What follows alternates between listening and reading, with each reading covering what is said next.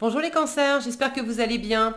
On va découvrir ensemble vos énergies pour le mois de décembre. Gardez bien à l'esprit que ce sont des énergies générales, c'est comme une sorte de météo et vous seul décidez de ce que vous en faites. Donc prenez uniquement ce qui résonne pour vous dans ce tirage et le reste vous laissez. Je vous invite également à consulter les vidéos de votre ascendant et des autres signes de votre thème astral pour compléter ces informations. Ici, l'énergie générale qui va vous accompagner pendant tout le mois, l'énergie qui entoure votre vie matérielle, active, votre vie relationnelle, votre vie intérieure, la force qui vous soutient, le challenge à relever, le conseil qui vous est donné pour aborder au mieux ce mois de décembre, où est-ce que vous en êtes à la fin du mois, et un petit message de l'oracle pour finir. Les jeux que j'utilise dans ce tirage sont le tarot de la magie verte et le petit oracle de Gaïa. Vous les retrouvez en description sous la vidéo. On y va les cancers. C'est le magicien qui vous accompagne pendant ce mois de décembre, une énergie de démarrage, de début, de prise d'initiative, de nouvel élan. Alors vous faites un pas dans quelque chose. Qu'est-ce que vous amorcez? Ça peut être une nouvelle relation, un nouveau travail, un nouveau projet, un nouveau hobby. Ça peut être aussi une nouvelle envie. Alors il y a quand même un côté assez actif dans le magicien, mais dans l'idée, on vous dit, si vous voulez initier quelque chose, le magicien vous dit, tu as tout ce qu'il faut en toi pour réussir. Donc c'est cette énergie vive aussi d'avoir du nouveau dans une situation ou une nouvelle situation ou du renouveau dans une situation existante, mais d'avoir cette volonté, cette joie, cette communication, l'énergie vive et puis les compétences et puis les ressources peut-être financières, matérielles, etc. Bref, les besoins vont être différents selon la nouveauté que vous visez, mais vous avez ce qu'il faut en fait pour y aller. Alors, 8 de denier, la pierre levée, c'est la justice. Le 6 de coupe, la vieille, c'est la force. L'as de denier, le grand prêtre, c'est le pape. Le 7 de coupe pour finir. Bon, vous avez un joli tirage. Un joli tirage. Il y a beaucoup à la fois de sagesse, d'équilibre, de sensibilité, de travail, d'investissement, d'ancrage. Alors, ce qui est sûr, c'est qu'il n'y a aucune précipitation pour vous au mois de décembre. Les énergies sont à la limite presque la carte de la force. En force, pourrait vous dire, tu peux appuyer un peu sur le champignon et passer la seconde. Et encore, vraiment, c'est léger, c'est plus le fait de concentrer, c'est pas tellement le fait d'aller plus vite, mais c'est de concentrer la force, de concentrer la détermination, de concentrer les efforts. Parce qu'ici, sur cette carte, on a une vieille femme avec son lion, on se doute bien qu'elle va pas se mettre à courir 100 mètres à fond la caisse. Donc j'ai vraiment des énergies très posées, très ancrées. Et ça vous va très bien. Ok. Alors, dans votre vie matérielle, le matériel, le quotidien, le financier, le professionnel, pendant le mois de décembre, vous êtes très occupé. C'est quand même il y a du travail, vous êtes donc assez occupé, très engagé. Ça peut être du travail professionnel, ça peut être aussi d'être très investi dans des projets qui vous tiennent à cœur, de repeindre votre cuisine, de déménager, de créer certaines choses. Bon, avec le 8 de denier, on s'investit beaucoup et puis vous avez envie que les choses soient faites et bien faites. Donc vous récoltez déjà les fruits de votre travail et de vos efforts. Vous êtes en train vous ménagez pas vos efforts pour continuer de bâtir, de construire, de développer quelque chose. Vous êtes très occupé et vous prenez votre temps pour avancer étape par étape, mais vous lâchez pas l'affaire en fait. À mon avis, le mois de décembre, vous n'allez pas le voir passer. Même si les énergies sont lentes, vous n'allez pas voir passer les journées, les semaines, ni le mois. Tellement vous serez investi dans ce qui vous plaît. Dans votre vie relationnelle, la pierre levée, alors c'est la justice, de l'équilibre dans vos relations. Vous avez un cercle là. Vous avez un cercle autour de vous, un cercle d'amis, un cercle familial, un cercle de personnes qui sont là depuis longtemps et qui contribuent à votre équilibre. Et ça vous fait beaucoup de bien d'avoir ce cercle autour de vous. C'est quelque chose de très stable dans le relationnel. Si vous n'en êtes pas encore à ce stade, vous êtes en train de travailler aussi à mettre en place de la stabilité relationnelle. Alors vous êtes très famille, vous les cancers, mais c'est pas que la famille génétique. C'est tous les gens qui sont comme une famille de cœur pour vous.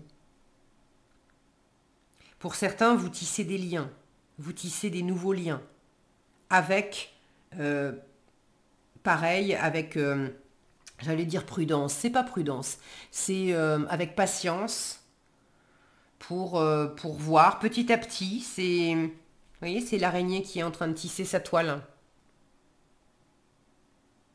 À la fois c'est fragile, ça lui demande du temps, et puis en même temps, elle est capable de faire ça à l'infini.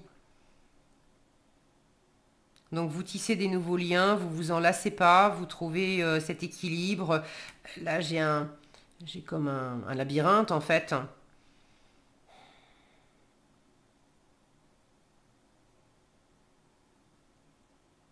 Pour certains, il y a un environnement, il y a des gens autour de vous. Vous avez besoin que ces personnes soient là parce que ça vous évite de vous perdre en vous-même. Comme si grâce à ces personnes, vous trouviez votre propre chemin.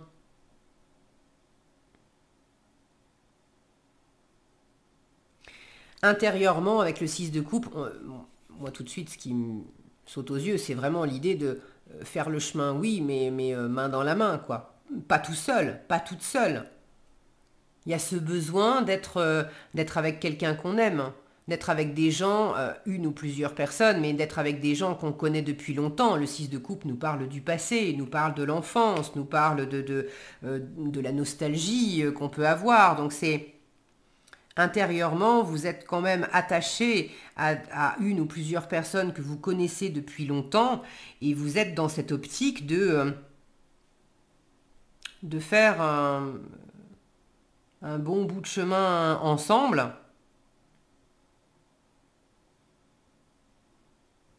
Parce qu'il y a quelque chose qui vous équilibre vraiment dans cette relation.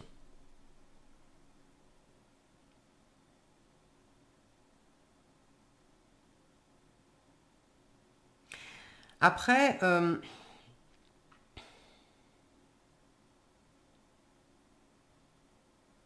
vous avancez, votre façon de vivre les choses et les attentes que vous avez, c'est d'avancer dans une relation, d'avancer sur votre chemin, donc pas seul, il y a forcément une relation en jeu, vraiment avec l'élan du cœur, sans faire de calcul, sans poser de stratégie, sans rien préparer, vraiment comme des enfants qui calculent rien, on a envie de se balader, on va se balader, on n'a pas vu qu'il y avait des gros nuages et qu'il va se mettre à pleuvoir et on n'a pas pris un parapluie, mais on s'en fout. On va être tout mouillé, mais on s'en fout. Il y a peut-être... J'ai comme une espèce de résonance ici, avec cette justice qui pèse, qui a du discernement, qui prend ses responsabilités, qui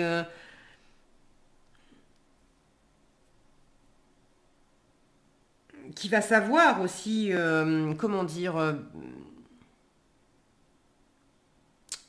oui, préparer des choses. Je trouve pas les mots. C'est pas grave. J'ai l'impression que dans le relationnel, quand vous trouvez pas votre propre chemin, quand vous êtes justement en train de ne pas calculer et d'y aller spontanément en avançant dans la relation, les personnes dans votre entourage vont penser, vont prévoir ce que vous n'avez pas prévu, vont faire des plans là où vous en avez pas fait, vont sélectionner le meilleur chemin là où vous avez absolument pas regardé la carte ou le GPS. Et c'est pas pour vous forcer à faire leur choix, à suivre leur route, c'est pas ça. Mais j'ai l'impression que vous accueillez ça quand même, ça vous apporte quelque chose. J'ai l'image, par exemple, de on a tous besoin de manger. Vous aimez pas faire la cuisine. Ça tombe bien, il y a des gens autour de vous qui aiment ça et qui vous invitent à manger. Donc c'est cool, vous n'avez pas besoin de vous en occuper. Après, vous n'allez pas leur demander spécifiquement de s'occuper de ça à votre place. Mais le fait que certaines personnes soient autour de vous, j'ai l'impression que ça vous amène des choses qui vous permet d'avoir cet esprit libre et de vous focaliser sur ce qui vous plaît à vous et puis de laisser d'autres choses, c'est votre environnement qui va s'en occuper. Vous me direz dans les commentaires si ça vous parle ou pas. Pour certains dans le relationnel, il y a une relation d'âme-sœur. Le 6 de coupe peut me parler de l'âme sœur. Alors âme-sœur, c'est pas nécessairement amoureux. On peut être âme-sœur avec un fils, avec un frère, avec une mère, avec une collègue. Le 6 de coupe me parle de relation d'âme-sœur, donc il peut y avoir intérieurement, vous sentez qu'il y a quelque chose de très connecté avec quelqu'un. Vous vous sentez aussi intérieurement très connecté avec votre enfant intérieur dans ce côté très insouciant, très léger. J'ai l'impression aussi que vous n'avez pas trop envie de vous prendre la tête au niveau de la communication et que la communication, elle est peut-être un peu légère justement. Et là, en force, avec cette carte de la force qui s'appelle la vieille ici, j'ai une sensation d'avoir peut-être besoin de grandir un peu. Alors pas de faire l'impasse sur l'enfant intérieur, c'est génial hein, d'avoir cette énergie jeune là, super. Mais d'avoir quand même cette maturité, l'un n'empêche pas l'autre.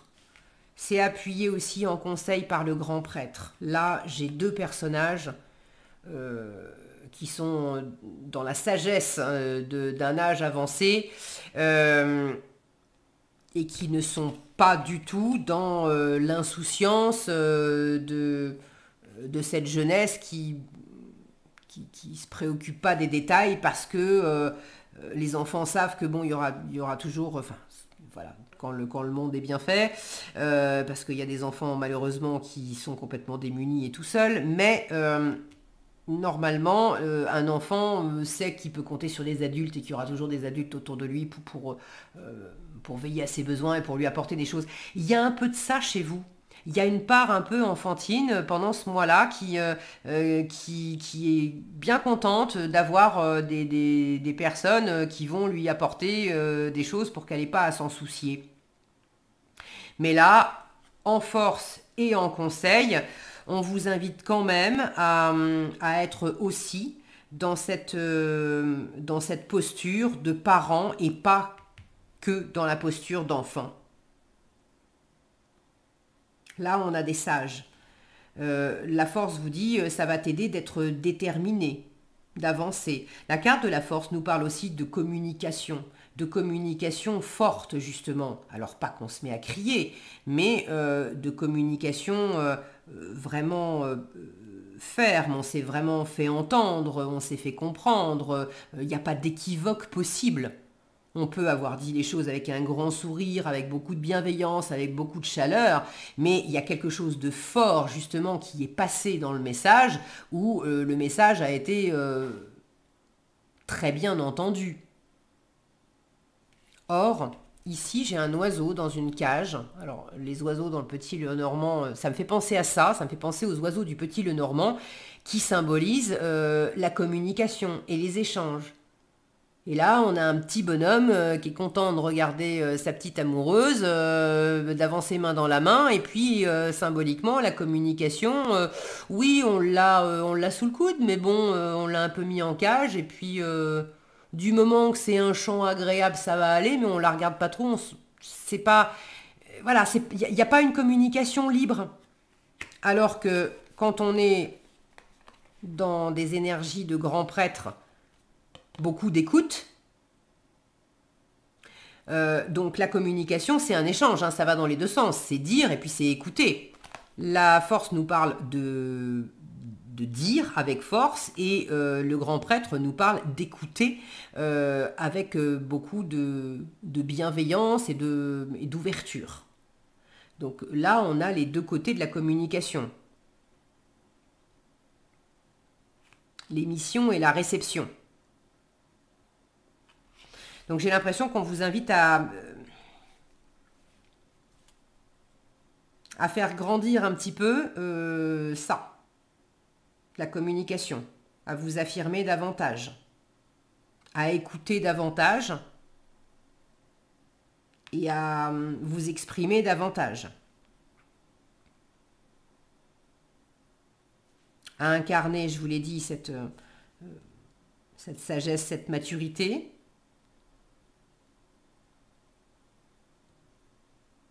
Il y a peut-être une forme d'engagement aussi.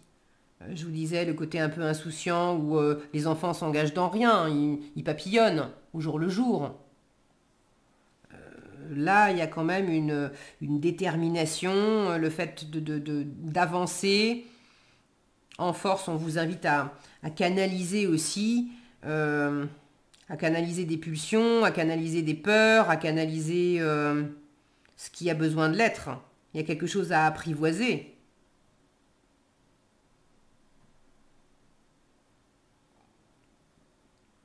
Il y a beaucoup de force justement à avancer dans la douceur, mais à avancer, à avoir de la détermination en douceur. Bon, j'espère que ça vous parlera parce que j'ai ce côté là. Je pense que quand je vous disais la communication elle est un peu retenue, c'est pas en termes de pas parler, hein, parce que là j'ai l'impression que vous pouvez être bavarde. Mais pour ce qui est d'avoir une communication qui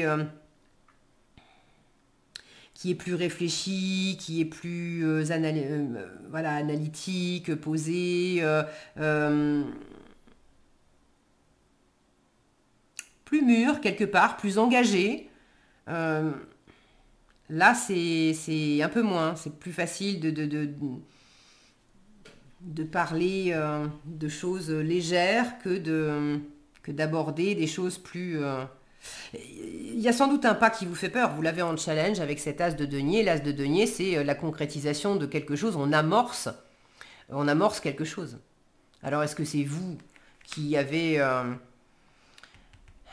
du mal à créer quelque chose, à amorcer quelque chose, à vous décider pour, je sais pas, pour l'achat d'une maison, pour le fait de construire quelque chose avec quelqu'un et voilà, d'acheter une maison ou d'emménager ensemble. J'ai cette notion là de ces deux petits là qui vont vers des habitations et puis ici j'ai une grosse habitation.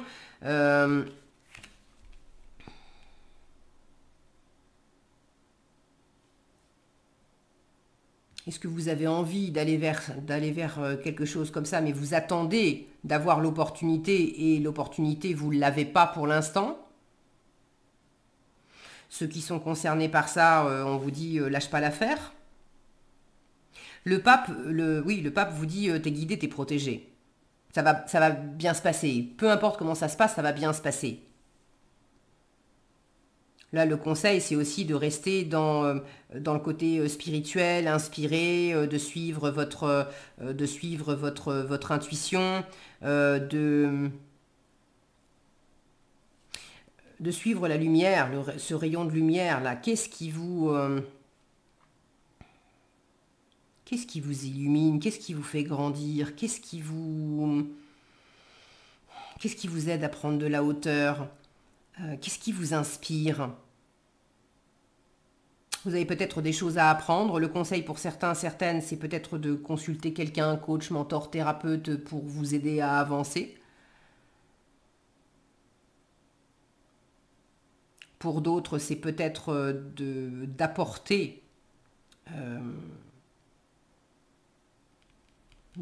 ce côté écoute bienveillante à votre environnement. Bon, vous me direz. Et pour finir, à la fin du mois, 7 de coupe, encore de la coupe. Vous avez un champ des possibles qui s'offre à vous. Il y a des options, il y a des choses sympas et vous êtes... encore une fois, la notion d'engagement, c'est pas évident. Vous savez pas trop. Alors, soit parce que pour l'instant, vous n'avez pas encore vraiment l'opportunité pour laquelle vous vous dites c'est exactement ça. Vous avez peut-être plusieurs opportunités et la difficulté, c'est d'en sélectionner une.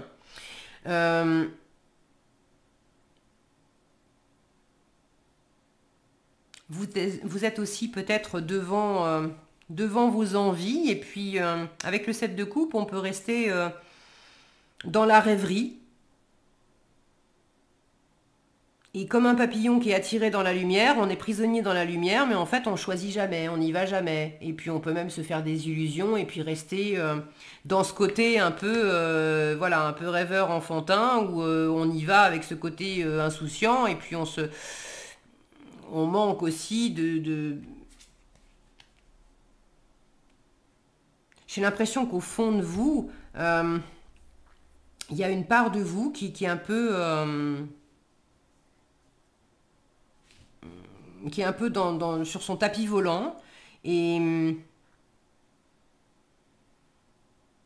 j'ai la sensation que ça vous va bien. Hein. Mais est-ce que ça va bien à l'entourage aussi? Parce que vous avez envie de quelque chose, mais pas tout seul. Donc est-ce que l'entourage est OK aussi pour ça? Bon, en tout cas, j'ai de la rêverie, de la vision créatrice, des possibilités, le fait de prendre son temps aussi pour sentir ce qui vous plaît moins, ce qui vous plaît pas du tout. Et vous en êtes un peu là. Là, j'ai la sensation que vous vous laissez un petit peu porter à la fin du mois. En tout cas, il y a du plaisir. Donc, écoutez, tant mieux, c'est bien. Alors, pour certains, ça peut être, cette part enfantine, etc., c'est peut-être parce que vous êtes très focus, non pas sur vous, mais sur vos enfants. Ou sur une personne plus jeune que vous. Et en fait, ça vous... presque comme si vous étiez en train de vous identifier à cette personne. Là, j'ai les enfants au milieu avec ce côté plus adulte, plus construit, plus posé tout autour. Donc, est-ce que vous êtes sur une voie où vous avez besoin d'accompagner un enfant sur un chemin, un enfant qui peut être un grand enfant, hein, mais... Bon, vous prenez ce qui résonne pour vous et vous laissez le reste. Pour finir, on vous dit reconnais et protège ce qui est beau. Ouvre les yeux et laisse-toi toucher par les merveilles de la vie. Sache que c'est à toi aussi de défendre la véritable beauté. Alors, reconnais et protège ce qui est beau, la notion de protéger, oui, peut-être avec la force, avec ce grand prêtre là et cette lumière ici. Laisse-toi toucher par les merveilles de la vie, je pense que vous êtes déjà connecté à ça. Sache que c'est aussi à toi de défendre la véritable beauté. Là, j'ai la sensation de quelque chose de plus actif aussi. Comme si on vous disait, tu peux pas simplement que tu te laisses toucher, c'est une chose, mais sois aussi acteur, actrice. Bon, prenez... j'espère que ça fait du sens pour vous. Voilà ce que j'avais pour vous, les cancers. J'espère que cette vidéo vous sera utile. Si elle vous a plu, je vous invite à la liker, la partager, la commenter. Et pour être averti quand je publie de nouvelles vidéos, il suffit de vous abonner et d'activer la cloche des notifications. Prenez bien soin de vous, passez un excellent mois de décembre et puis d'excellentes fêtes de fin d'année. Et je vous donne rendez-vous dans un prochain tirage.